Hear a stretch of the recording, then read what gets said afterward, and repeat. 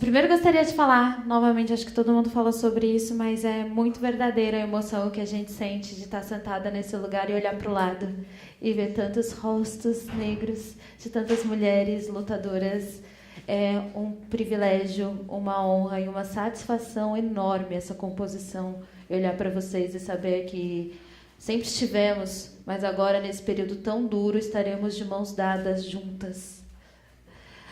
Nesse momento de embate, a minha fala é de desabafo também, de emoção, porque quando a gente fala de ser parlamentar, de uma parlamentar negra eleita nesse momento da conjuntura do país, desse momento histórico que a gente está vivendo, de um partido anticapitalista como é o PSOL, e eu concordo muito com a Dida, porque eu acho que o racismo é fruto do sistema capitalista, o sistema capitalista gera todas as opressões e faz com que humanos queiram ser mais gente, que outras pessoas deixem de ser gente para cumprir e estar a serviço da vida de quem tem o capital, de quem tem o poder, e eu concordo muito, mas a gente tem grandes desafios pela frente que a gente precisa pautar na concretude. E é um pouco do desabafo desse momento que eu queria fazer. Por que eu falo desabafo? Porque quando a gente se lança candidata, quando a gente resolve ser figura pública, a gente sonha com muitas outras coisas. Claro que a gente vem ciente do desafio que é ser, na nossa carne, figura pública. Os desafios das nossas próprias organizações, da vida cotidiana. Tenho certeza que muitas de nós têm a vida extremamente precarizada e que viver os meses da eleição foi um desafio como a gente não pode nominar. Eu, por exemplo, de deixar o meu filho irrestritamente com a minha mãe durante meses a fio e chorar todas as noites me perguntando o que eu estou fazendo se não criando meu filho para chegar nesse lugar. A escassez de grana, enfim...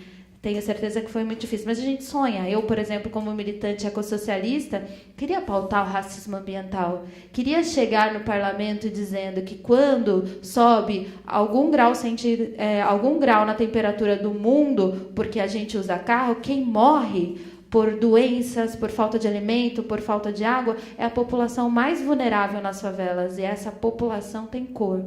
Quando falta água primeiro nos bairros periféricos, e essa população tem cor. Quando a comida não é distribuída e estraga, não chega comida nas escolas e não chega comida na população mais pobre, que também tem cor. E eu sonhei falar sobre meio ambiente. Eu sonhei, num mandato coletivo, eu faço parte, de pautar essa questão. Mas a conjuntura nos leva a outro lugar. E é importante saber fazer qual é o lugar que a gente está nesse momento. Uma agenda conservadora como está, e a Assembleia Legislativa de São Paulo sempre saltou de um cemitério para um lugar que quer mandar mais pessoas ao cemitério.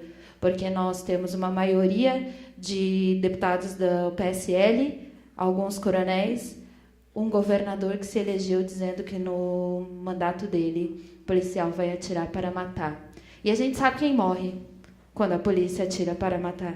A gente sabe quais corpos estão na mira do policial. Então, a gente se vê muito obrigada nesse momento em que a agenda não nos permite sonhar, mas nos coloca num lugar de atenção, de alerta e numa responsabilidade gigantesca. Sempre estivemos nesse lugar, porque a democracia racial, essa sim é um mito. A democracia nunca chegou em todos os lugares. Mas, nesse momento, a gente sabe que tem uma arma apontada para as nossas cabeças. O tempo todo. Nós sabemos que os nossos estão mais a risco. Por exemplo, aqui em São Paulo foi o primeiro lugar a apresentar a escola sem partido. Fernando Capês, deputado estadual, depois se nacionalizou. Quando a gente fala de escola sem partido, por exemplo, a gente está falando sim de uma escola com racismo, porque a escola é o segundo lugar de convívio social das crianças. E é lá que elas aprendem a reproduzir toda a estrutura racista desse país e que são vítimas de violência cotidiana também. É na escola que a gente encontra com o negro, infelizmente, só naquele lugar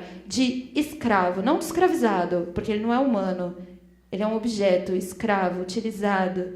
A nossa história não pode ser contada. E quando a gente fala de pautar uma agenda de controle dos professores ou de fomento, a gente está falando de um pensamento único, um pensamento de uma classe dominante que é o racismo. Mas quando a gente fala de violência, e essa sim tão debatida no último período pelos brasileiros e brasileiras, querendo se sentir seguro e etc., a gente está falando de qual violência? Porque nesse país racista e misógino, a violência e tudo que é criminalizado vem da nossa classe, da nossa origem. A nossa cultura foi criminalizada, nosso direito de existir foi criminalizado, nosso direito de organização foi criminalizado e a nossa memória foi enterrada. A gente é morto muitas e muitas e muitas vezes. Alguma coisa quebrou. Estamos seguros? Mas a gente não fala que as violências de fato são sociais. Um corpo, uma vida, importa menos que um celular na cultura brasileira. E é isso que está em debate. De novo, os nossos corpos serão tombados porque a gente não discute. E aí essa é a responsabilidade e o desabafo que eu gostaria de fazer, porque esse é o chamado que eu sinto agora. A necessidade de aprender e debater profundamente segurança pública para disputar a consciência da população. As violências, elas são sociais.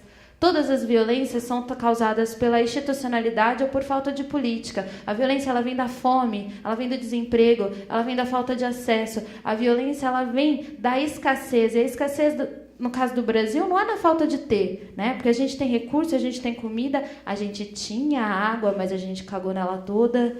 Mas a gente tem. A gente só não sabe dividir. E aí a gente fica sistematicamente disputando quem vai ter e quem vai morrer para que os outros continuem tendo mais do que os outros.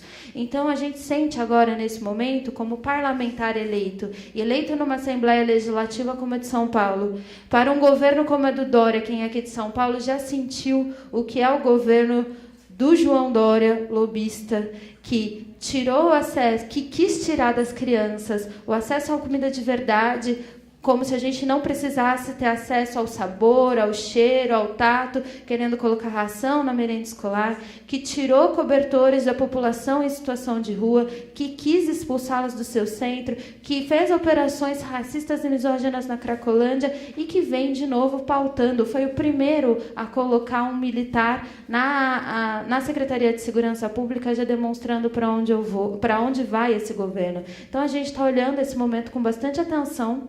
A gente está debatendo isso com bastante atenção e a gente sabe que hoje, mais do que nunca, a gente tem uma responsabilidade de pautar e de disputar uma nova segurança, uma segurança para todos, que a gente chama de segurança cidadã, que cuide de vidas, que cuide de pessoas e que leve em consideração que o conforto, o bem-estar social e a distribuição desse bem-estar social, só se dá a partir de políticas públicas, e não a partir de armas e não a partir de encarceramento.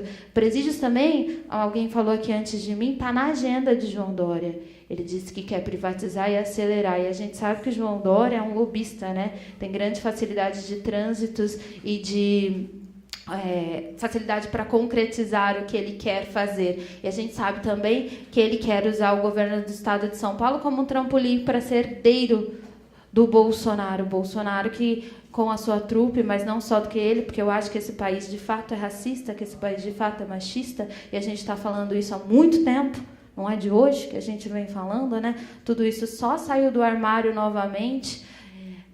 Esse país está ávido por mais sangue, infelizmente. Esse país quer ver mais corpos negros tombando, e a gente sabe da nossa responsabilidade de disputar a consciência, mas também de impulsionar um outro debate sobre a sobrevida e a convivência das comunidades invisibilizadas, porque a gente tem com a gente também os povos indígenas do estado de São Paulo, na figura da nossa codeputada Shirley Pancará, que a gente tem a responsabilidade de pautar a convivência de povos diferentes. Se a gente for falar de Brasil, então, mas no estado de São Paulo a gente tem muitos países. A capital mesmo tem uma dinâmica que é de um país. A gente tem outros tantos países indígenas, a gente tem quilombolas e a gente tem outras tantas culturas espalhadas de cidade a cidade. Das menores, a gente tem cidade de 10 mil habitantes que só tem canavial e que não tem nenhum posto de saúde.